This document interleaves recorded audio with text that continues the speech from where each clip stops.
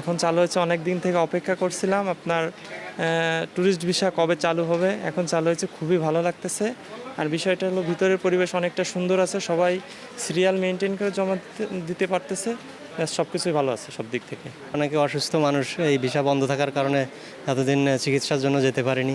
এই সুযোগটা করে দেওয়াতে আসলে যারা অসুস্থ তাদের জন্য খুবই ভালো হয়েছে এবং ট্যুরিস্ট ভিসা চালু করার জন্য মানুষের একটা মনে অন্যরকম একটা অনুভূতি সৃষ্টি হয়েছে। বন্ধ ছিল তো আমরা ভারতে যেতে পারছিলাম না। আমাদের অনেক আশা আকাঙ্ক্ষা ছিল যে আমরা ভারতে যাব, ঘুরতে যাব। তো এই যে গত 29 তারিখ আমাদের এই ভিসাটা চালু হলো, সেটার খবর পেয়ে আমরা এই ভিসার জন্য আবেদন করি। খুব ভালো লাগছে, কিন্তু স্লট যদি না থাকতো তাহলে আমরা বেশি খুশি হতাম। স্লট সিস্টেম আমরা চাই না, তাহলে আমাদের ভিসাটা ছেড়ে আমাদের কী লাভ হলো। সেই যদি মেডিকেল ভিসার মতো স্লট নিয়ে আমাদের যেতে হয় ট্যুরিস্ট ভিসায়, তাহলে তো আমাদের কোনো লাভ হয় না।